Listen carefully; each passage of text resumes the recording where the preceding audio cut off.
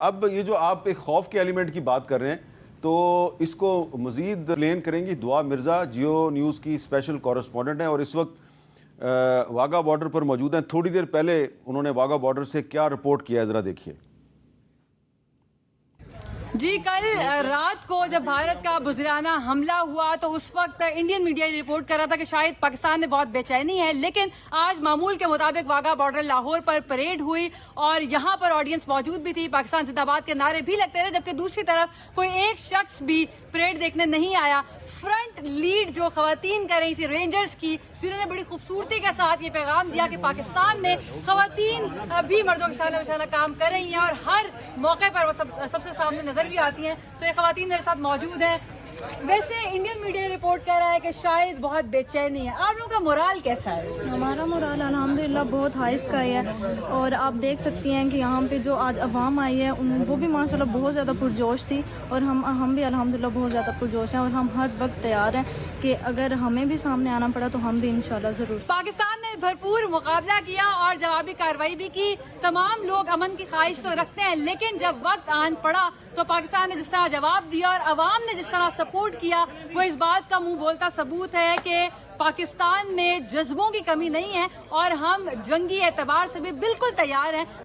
بہت شکریہ دعا مرزا۔ رانا سنولا صاحب، یہ جو واگا بارڈر کا منظر آپ نے دیکھا، بہت چھوٹی سی رپورٹ تھی، تو پاکستان کی سائڈ پہ لوگ پریڈ دیکھنے آئے، انڈیا کی سائڈ پہ ایک آدمی بھی نہیں آیا، تو یہ آپ کو لگ رہا ہے کہ خوف و ہراس کا شکار ہو گیا ہے انڈیا، اور اس صورتحال میں جو پاکستانی عوام کا جو مورال ہے وہ انڈین عوام کے مورال سے زیادہ بہتر ہے؟ دیکھیں، جہاں تک مورال اور جوش اور جذبے کا تعلق ہے تو اس کا تو کوئی میچ ہی نہیں ہے۔ آپ ہماری جو مسلح افواج جو ایئر اٹیک میں کل جن ہمارے پائلٹس نے حصہ لیا، ان کا دیکھیں کہ انہوں نے کتنی مہارت سے اور کتنی دلیری سے جو ہے وہ انہوں نے اپنی ذمہ داری کو جو ہے وہ پرفارم کیا ہے، اور اس کے بعد جہاں بارڈر پہ جتنی بھی وہ بارڈر پوسٹ تھی تو وہاں سے جس طرح سے ساری تفصیلات آئی ہیں سامنے، تو انڈیا کی جو فورسز تھی وہاں سے وہ سب بھاگ گئے۔ وہ اچھا، دو جگہ پہ یعنی وہاں سے سب بھاگ گئے، اور اس کے بعد انہوں نے وہاں پہ سفید جھنڈے لگا دو جگہ پہ جورا یعنی سیکٹر میں لگتا تو ایسے ہے کہ ان کی فوج جو ہے وہ لڑنے کا جذبہ ہی نہیں رکھتی، لڑنے کو تیار ہی نہیں ہے۔ رانا صاحب، جورا سیکٹر میں بھی انہوں نے سفید جھنڈا لہرایا، پھر انہوں نے دھرم شالہ میں بھی سفید جھنڈا لہرایا۔ لگتا یہ ہے کہ وہ بندوقیں لے کے نہیں بیٹھے ہوئے تھے، وہاں پہ سفید جھنڈے لے کے بیٹھے ہوئے تھے۔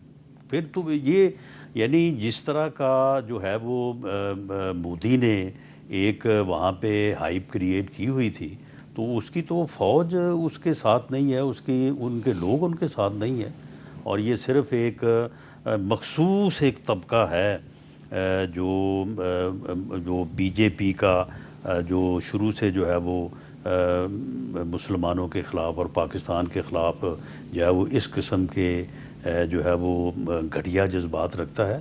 اس کے علاوہ میں تو سمجھتا ہوں کہ اس سے جو جوش اور جذبہ اور جو پاکستانی قوم نے جس جوش اور جذبے کا اور افواج کے لوگوں نے اظہار کیا ہے، اس کی تو مثال نہیں ملتی۔ یہ تو 1965 کی جنگ کی یاد تازہ ہوگی۔ اچھا، عمیر نیاز صاحب، آج وزیر اعظم شہباز شریف صاحب نے جو قومی اسمبلی میں خطاب کیا تو انہوں نے آپ کی پارٹی اور تمام اپوزیشن پارٹیز کو آفر کیا ہے کہ میں چیمبر میں آپ لوگوں کے ساتھ ملاقات کے لیے تیار ہوں، اور ہمیں ایک میسیج دینا چاہیے کہ ہم انڈین اگریشن کے خلاف یونائٹڈ ہیں۔ یہ صورتحال ہمیں انڈیا میں نظر نہیں آ رہی۔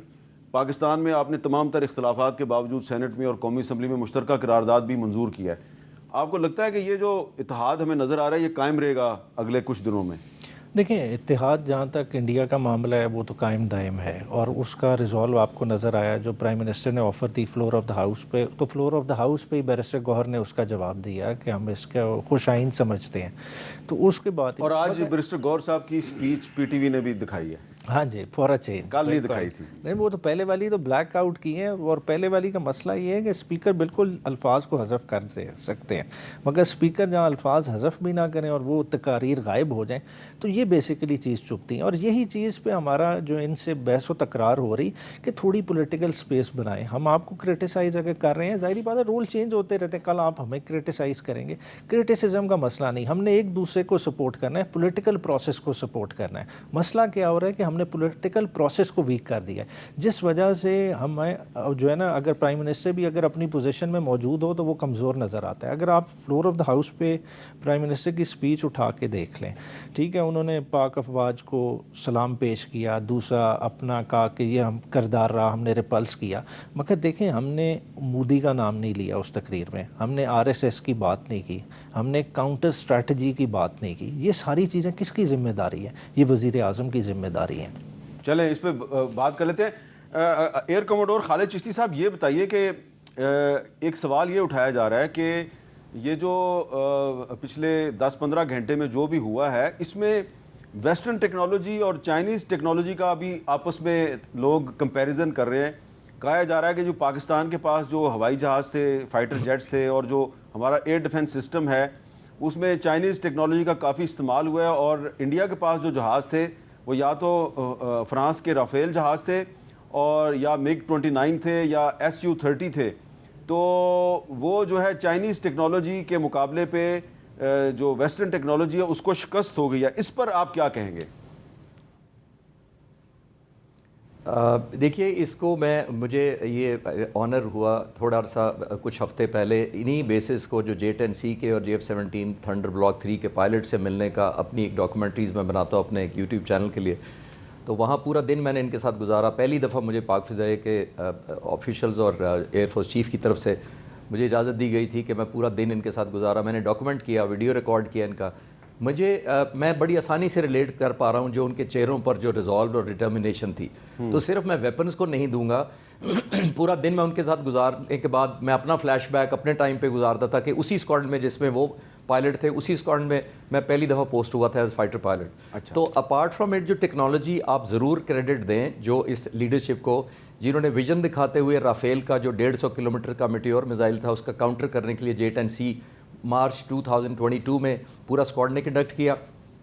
PL-15 اس پر میزائل لگا ہوا ہے جو بیانڈ ویژول رینج، رافیل کے جو بیانڈ ویژول رینج میزائل کے BVR کے مقابلے میں 150 کے مقابلے میں 200 کلومیٹر کی اس کی پلس رینج ہے. یہ بہت اچھا ایک ایڈیشن تھا ٹیکنالوجی وائز. اور صرف یہی نہیں، ہم نے JF-17 تھنڈر بلاک 3 کو بھی اپ گریڈ جو اب کیا ہے وہ اسی ریڈار یعنی آئسا جو لگتا ہے J-10C پر اسی سے کیا، اور وہی میزائل JF-17 تھنڈر بلاک 3 پر بھی لگے.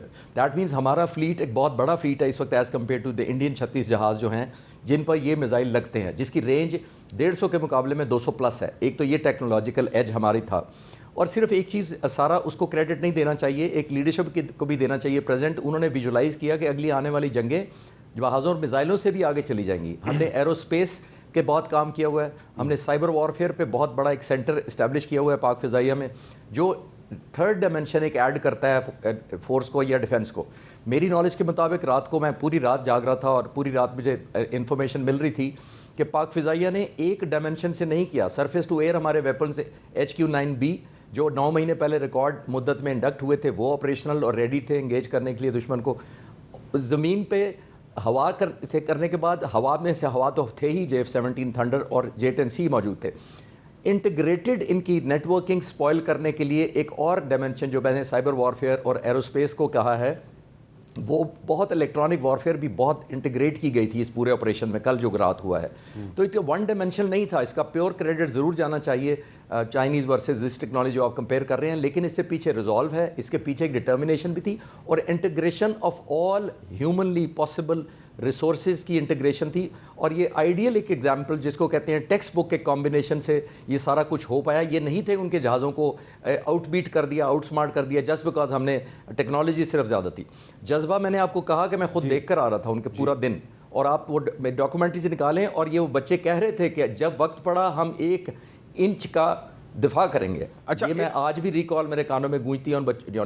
ایئر کمانڈر صاحب یہ بتائیں کہ جیسا کہ انڈیا نے اپنے ایئرپورٹ راجستھان میں بھی بند کر دیے ہیں، گجرات میں بھی بند کر دیے ہیں، تو اگر دوبارہ انڈیا کی طرف سے اگریشن ہوتا ہے تو پاکستان کا جو رسپانس ہے، ہمارے رسپانس کی ریچ جو ہے وہ کہاں تک ہو سکتی ہے؟ دیکھیے ریزالو تو بہت انلمیٹیڈ ہے اور ریچ بھی سپورٹ کرتی ہے. میں جانتا ہوں PF کے اسٹینڈ آف ویپنس کو، یہ تو بہت حد تک پاک فضائیہ نے ابھی تک اوفینس لانچ ہی نہیں کیا، اسٹینڈ آف والا آپشن ہی نہیں یوز کیا. یہ تو صرف ان جہازوں کو پنش کیا گیا ہے جو پاکستان کی فضائی حدود میں داخل ہوئے تھے. اس کے علاوہ بھی ہم کلاسک اوفینس کیپیبلٹی جتنی ہماری ہے وہ تو آپ نے ابھی ایکشن میں نہیں دیکھی ہے. اور میں تو پھر یہ کہوں گا, آپ کے سامنے پولیٹیشینز بیٹھے ہیں, دا گڈ سینس پرویل دونوں طرف, اور ہم نے ریئلائز کیا کہ 75 بلین کا جو بجٹ ہے جو ہندوستان کا سالانہ ہے وہ بھی ان کے کام نہیں آیا. 1000 جہاز کھڑے رہے پینس, اور اس کے اندر چند درجن جب جہاز نکالے اس میں سے بھی 5 واپس نہیں جانے دیے. تو ہندوستان کو ریئلائز کر لینا چاہیے کہ 3rd لارجسٹ ملٹری بجٹ امریکہ اور چائنا کے بعد خرچ کرنے کے باوجود ان کے اے پی سنگھ جب ایئر چیف اپنی فرسٹریشن 2 مہینے پہلے ایک پبلک سیمینار میں کہتے ہیں کہ مجھے جہاز اور چاہیے, اور مجھے 10 سال میں تیجاس جہاز کے 40 آرڈر کیے ہوئے جہاز میں سے ایک بھی نہیں ملا آج تک. اور وہ یہ بھی کہتے ہیں کہ technology delayed is technology denied. آپ ان کی باتیں سنیں تو آپ کو خود ہی فرسٹریشن اور باڈی لینگویج پتہ لگ جاتی ہے. بالکل. اور میں اپنے ایئر چیف کو جب ملتا ہوں, جب بھی ملا ہوں چند ہفتے پہلے, تو میں حیران ہوا کہ انہوں نے تو مجھے آج تک ایسا ذکر نہیں کیا.